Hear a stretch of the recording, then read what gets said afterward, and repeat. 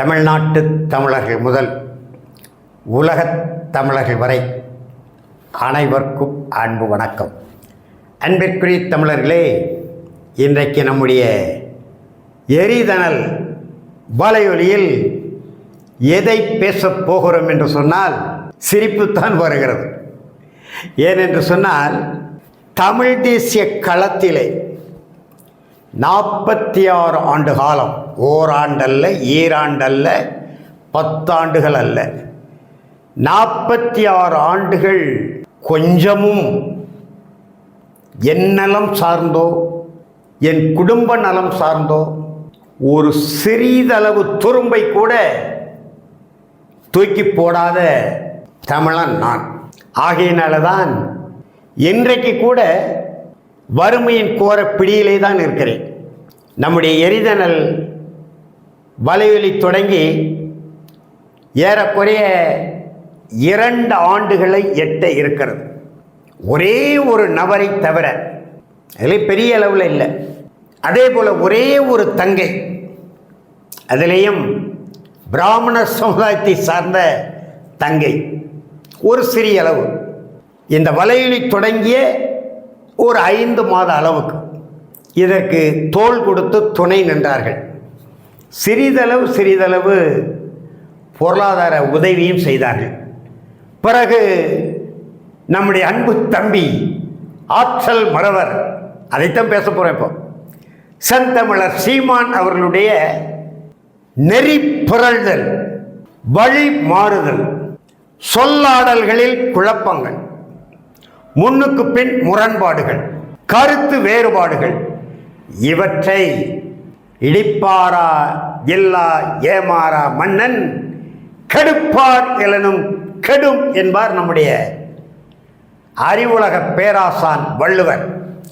அந்த அடிப்படையிலே ஒரு மூத்தவன் என்ற முறையிலே, நீண்ட பட்டறிவாளன் என்ற வகையிலே செந்தமிழர் சீமான் மீது அளவு கடந்த நம்பிக்கை, தமிழ் தேசத்தின் விடியலுக்காக, தமிழர்களின் விடுதலைக்காக வைத்திருந்ததன் அடிப்படையிலே தொடக்கத்தில் அன்புரையாகத்தான் சொன்னேன், அறிவுரை கூட இல்லை, அன்புரையாகத்தான் சொன்னேன். ஏனென்று சொன்னால் இதற்கு முன்பு எத்தனையோ ஆளுமைகள், தூய தமிழர்கள், தமிழ் தேசிய தலைவர்கள் அரசியல் களத்திலே நின்று மொழியின நில விடுதலைக்காக குரல் கொடுத்து பாடுபட்டு போராடினாலும் ஒரு மக்கள் இயக்கமாக கட்டி எழுப்ப இயலவில்லை, மக்களை அணிதிரட்ட முடியவில்லை.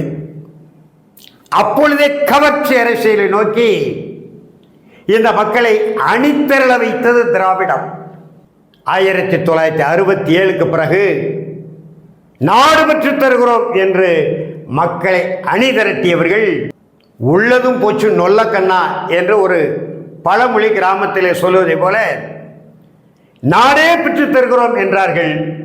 பிறகு மத்தியிலே கூட்டாட்சி, மாநிலத்திலே சுயாட்சி என்று முழங்கினார்கள். 67 இருந்த அத்தனை உரிமைகளையும் டெல்லி சுல்தான்களிடம் தேர்தல் கூட்டணி என்ற அடிப்படையிலே காவு கொடுத்தார்கள், பறி கொடுத்தார்கள். உள்ளதையும் இழந்து நிற்கிற நிலையிலே தான் 2009க்கு பிறகு நம்முடைய அன்பு தம்பி செந்தமிழர் சீமானின் வீரார்ந்த அந்த பேச்சு திறனால், ஏற்கனவே பேச்சு திறனால் தான் 67 திராவிட முன்னேற்ற கழகம் ஆட்சிக்கு வந்தது.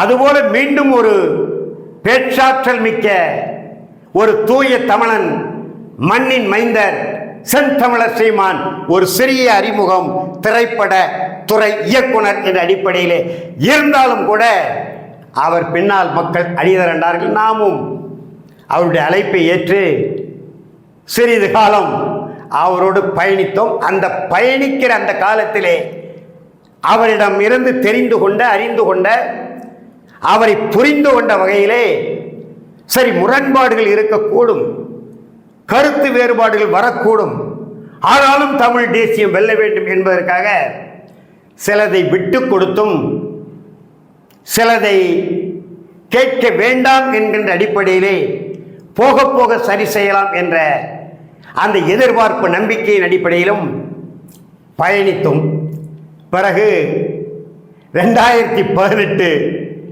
மே திங்கள் 22 தூத்துக்குடி மாவட்ட மக்களின் புரட்சி செந்தமிழர் சீமானை நமக்கு அடையாளம் காட்டியது. ஆனாலும் கூட சில மாதங்கள் பிரிந்திருந்து பிறகு மக்கள் வாக்களிக்கிறார்கள்.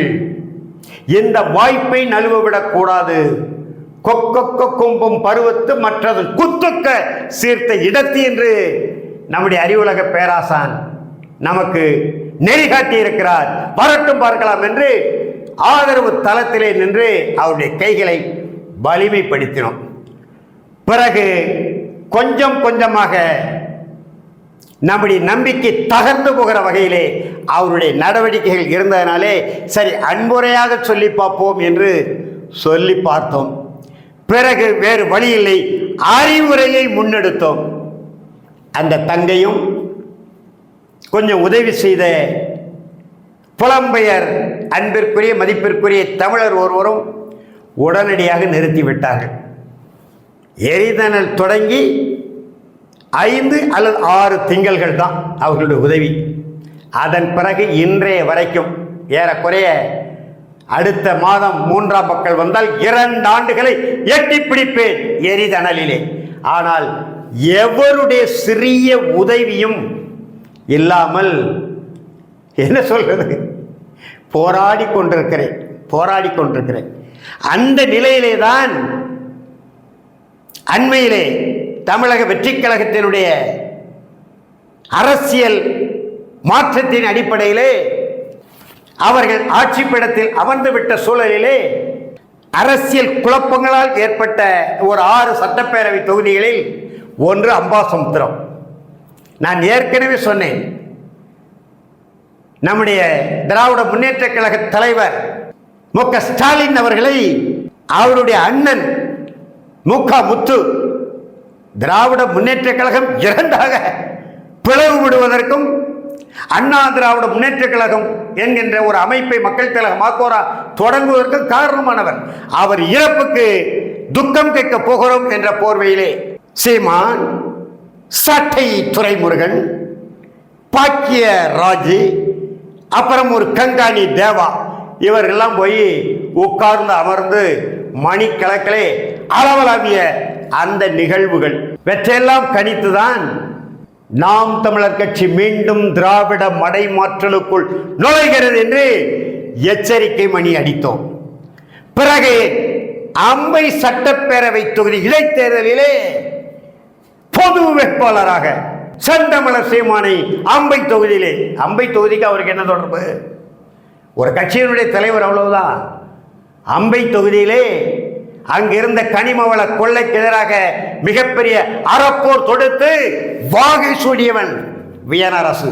அந்த அடிப்படையிலே தான், அந்த முன்னுதாரணத்தை சொல்லிதான் நாம் தமிழர் பிள்ளைகளே கன்னியாகுமரியிலே களம் இறக்கினேன். உங்களுக்கே தெரியாம நான் தான் களம் இறக்கினேன். மிகப்பெரிய புரட்சி போல நாம் தமிழர் பிள்ளைகள் உண்மையும் நேர்மையும் வாய்மையும் ஒழுக்கவுமான கன்னியாகுமரி நாம் தமிழர் தம்பிமார்கள் முன்னெடுத்தார்கள், தங்கைமார்கள் களம் அமைத்தார்கள்.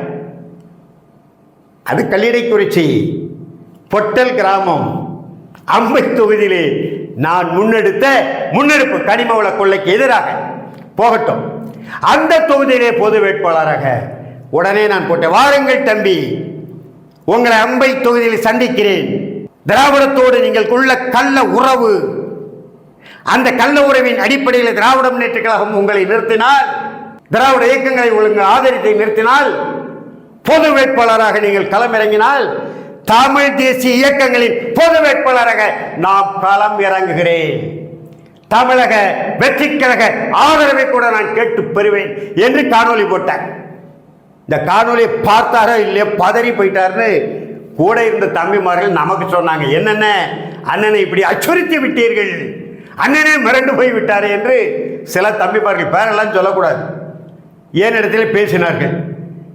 இப்பொழுது திராவிட முன்னேற்ற கழகத்தை சார்ந்த ஒருவருடைய இல்ல திருமணம், அங்கே திராவிட முன்னேற்ற கழகத்தின் இளைஞரணி செயலாளராக என்ன பொறுப்பில் இருக்கார் நமக்கே தெரியல. முன்னாள் துணை முதலமைச்சர், என்னால் மாண்புமிகு எதிர்க்கட்சி தலைவர் உதயநிதி ஸ்டாலின் வருகிறார் என்று அங்கே போய் சாட்டை துறைமுகம் கூட தொடர்பா கேலியும் கிண்டலும் நக்களும் நையாண்டியுமாக ஒரு காணொளி போட்டிருக்கிறார்.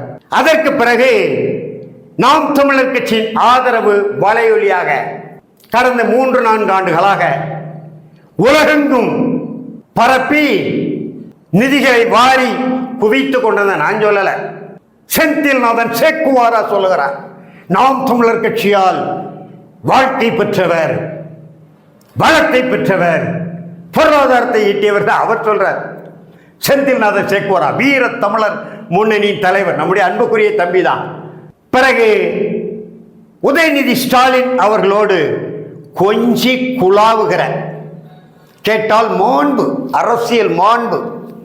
ஆகையினாலே எதிரும் புதிருமா இருக்கக்கூடிய கட்சி தலைவர்கள் ஒரு மேடையிலே சந்தித்தால் இந்த பக்கம் முகத்தை திருப்புவதா, இந்த பக்கம் முகத்தை திருப்புவதா, கையை பின்னில் கட்டிக்கொள்வதா, இது சாட்டை துறைமுருகன். சாட்டை துறைமுருகன் அப்படி ஒரு வியாக்கியானம் பண்ணுகிறார். அங்கே கொஞ்சி குழாவுகிறார். நான் கேட்கிறேன், நாளை மறுநாள் அல்லது அடுத்த வாரம் அல்லது அடுத்த திங்கள் இலங்கையிலே ராஜபக்சே வீட்டு திருமணம், மதிப்பிற்குரிய நாம் தமிழர் கட்சியின் தலைவர் செந்தமிழன் சீமான் அவர்களுக்கு அழைப்பு வருகிறது அஞ்சலிலே. அவர் ஒரு நாட்டின் அதிபராக இருந்தவர், நான் ஒரு கட்சியின் தலைவர், என் தலைமையேற்ற தமிழர்கள் இலங்கையில் இருக்கிறார்கள், எனவே அவர் வீட்டு திருமணத்திலே கலந்து கொள்வதால் மாண்பு. சொல்லுவாரா சாட்டை? சொல்லுவாரா சீமான்? அப்படி எல்லா திராவிட முன்னேற்ற கழக நிர்வாகிகள் இல்ல திருமணத்துக்கு போகிறாரா? எல்லா நாம் தமிழர் கட்சி பிள்ளைகள் வீட்டு திருமணத்துக்கு போகிறாரா? திருநெல்வேலியிலே போராட்ட களத்திலே சுருண்டு விழுந்து இறந்தான் ஒரு தொண்டன், ஒரு தம்பி, ஒரு தமிழ் தேசிய கள போராளி, நாம் தமிழர் கட்சி பிள்ளை. அந்த பிள்ளையினுடைய வீட்டில் போய் துக்கம் கேட்டாரா சீமான்? ஏன் கேட்கவில்லை? அதே வேளை வயது முதிர்வின் காரணமாக நம்முடைய நெல்லை சிவக்குமார் அவர்களுடைய தந்தை இறந்தார் என்ற செய்தி கிடைத்தவுடனே சிறப்பு அனுமதி சீட்டின் அடிப்படையில் வானூர்தியில் வந்து வாகை குளத்தில் இறங்கி ஒரு நாள் முழுவதும் சீமான் இறந்தார். பிறகு அதனுடைய சிறப்பு நிகழ்வு, அதாவது கருமாதி என்று சொல்லக்கூடிய நிகழ்வுக்கு முதல் நாளே வந்து எல்எஸ் மஹால் பிளிட்டேரியிலே தங்கி இருந்தார் சீமான். அதே நெல்லையில் போராட்டக்கலாம், மக்களுக்கான ஆர்ப்பாட்டத்தில் பேசிக் கொண்டிருந்த தம்பி சுருண்டு விழுந்து வெயிலே அந்த இடத்திலே வர்ணித்தார். இன்றைய வரைக்கும் போய் கேட்கவில்லை. இது எந்த வகை மாண்பு? வண்டாரி தமிழ்மணி மனைவி தற்கொலை வெளி சொன்ன வெக்கக்கேடு. சாட்டை துறைமுருகன்லாம் காணொலி போட்டுக் கொண்டிருக்கிறார். அதே போல 2024 தொடக்கத்தில் காயத்ரி என்கின்ற தங்கை, மகளிர் பாசறை சேர்ந்த தங்கை, தன்னுடைய 10 வயது மகளோட தாம்பரம் தொடர்வண்டியிலே விழுந்து மரணித்தார். அந்த துக்கத்துக்கு போனீங்களா சீமான்? ஏன் போகவில்லை? மோசடி அம்பலமாகிவிடும். பாலியல் குற்றவாளிக்கு ராவணன் குடிலே பாதுகாப்பு கொடுத்த அந்த மோசடி, அந்த தில்லுமுள்ளு பொருளாதார மோசடி எல்லாம் அம்பலப்பட்டு விடும். வேணா இனியவள் தமிழச்சியை விசாரித்து பார்த்தால் தெரியும். நாம் தமிழர் கட்சியிலே மகளிர் பாசறையில் இருந்த மற்றொரு தங்கை, அந்த காயத்தினுடைய உற்ற தோழி தொடர்வண்டியை விழுந்து மரணிப்பதற்கு முன்னால் இனியவள் தமிழச்சி தொலைபேசியில் அழைத்திருக்கிறாள் அந்த தங்கை. ஆனால் இனியவள் தமிழச்சியினுடைய சூழ்நிலை எடுக்க இயலவில்லை, மரணித்து விட்டது 2 உயிர்கள். இப்படிப்பட்ட நிலையிலே செந்தமிழன் சீமான் ஏற்கனவே சொல்லியிருக்காரு, நாங்கள்லாம் ஒரு குடும்பம். ஐயா கலைஞர் அவர்கள் பையில் இருக்கக்கூடிய தூவலை எடுத்து எழுதக்கூடிய தகுதியை பெற்றவன் நான். அண்ணன் அழகிரி என்னை வாடா போடா என்றுதான் அழைப்பார். நாங்கள்லாம் ஒரு குடும்பத்தை சார்ந்தவர்கள். 59 ஆண்டு காலமாக இந்த ஆட்சியை கொடுத்தோம். அவர்கள் எதிர்பார்த்த அளவு ஒன்றும் செய்யவில்லை என்கின்ற இனப்படுகொலை காரணம் அல்ல. தமிழீழ விடுதலை தடைபட்டு போய்விட்டதே என்பது பொருட்டல்ல. தமிழீழ மக்களின் பாதுகாப்பு அரணாக இருந்த விடுதலை புலிகள் இயக்கம் இல்லாது போய்விட்டதே என்ற கவலை சீமானுக்கு இல்லை. தமிழ்நாட்டுக்கு அவர்கள் ஒன்று செய்யவில்லை. ஆகையினால்தான் விமர்சனங்களை முன்வைத்தோம். நாங்கள் எல்லாம் ஒரு குடும்பத்தை சார்ந்தவர்கள், ஒன்றாக சமைத்து ஒன்றாக உட்கார்ந்து உண்டு கொண்டிருப்பவர்கள் என்று பல தொலைக்காட்சி ஊடகங்களில் பேசிய செந்தமிழன் சீமான் இன்றைக்கு தெரிகிறது. ஏகலைவன் வெளிப்படுத்துகிறார். கார்ட்டூனிஸ்ட் பாலா கேட்கிறார். சாட்டை துரைமுருகனுக்கு இருப்பு கொள்ளல. நம்முடைய தம்பி செந்தில்நாதன் சேக்குவார் அவர் பொறுமையின் சிகரம். அவர் மிக பொறுமையாக சாட்டை துரைமுருகனை போல கேலி கிண்டல் நக்கல் நையாண்டி எல்லாம் இல்லை. சில்லறைத்தனம் என்று சொல்வார். சில்லறைத்தனம் எல்லாம் இல்லாமல் மிக அழகாக நாசுக்கா அவர் ஒரு காணொலி. இன்றைக்கு ஏகலைவன பிராண்டுகிற அது வெளியே சொன்னால் வெக்கக்கேடு. ஏகலைவன் எப்படிப்பட்ட ஆளு, அவருடைய தொழில் என்ன, அவர் எங்கே இருந்தார், 35 ஆண்டுகளுக்கு முன்பே ஏகலைவனை பற்றி முழுமையாக தெரிந்தவன் நான். குழுமத்தின் வாயிலாக அறிந்தவன் நான். அந்த வகையிலே இன்றைக்கு திராவிட முன்னேற்றக் கழகத்தோடு நாம் தமிழர் கட்சி, செந்தமிழர் சீமான், நாம் தமிழர் கட்சியினுடைய பிள்ளைகளுக்கு தெரியாமல், தம்பி தங்கைகளுக்கு தெரியாமல் வைத்திருக்கிற கள்ள உறவை இன்றைக்கு ஏகலைவன் வெளிப்படுத்தி இருக்கிறார். கார்ட்டூனிஸ்ட் பாலா வெளிப்படுத்தி இருக்கிறார். அதற்கு எதிர்முட்டு கொடுத்து கொண்டிருக்கக்கூடிய சாட்டை துரைமுருகன், செந்தில்நாதன் சேக்குவாரா போன்றவர்கள் கூப்பாடு போட்டுக் கொண்டிருக்கிறார்கள். வேடிக்கை பார்க்கிறீர்களா தமிழர்களே, புலம்பெயர் தமிழர்களே? இன்னமும் சற்று வியனரசு சொன்னால் உங்களுக்கு கசக்கிறது. ஏகலைவன் சொல்லும் போது இத்தனை காலம் கழித்து, ஏறக்குறைய 2 ஆண்டுகள் கழித்து, ஓவியர் பாலா சொல்கிற பொழுது உங்களுடைய விழிகள் திறக்கிறதா? இன்னும் சற்றே விழிகளை அகலப்படுத்துங்கள் தமிழர்களே என்று கூறி விடைபெறுகிறேன். நன்றி, வணக்கம்.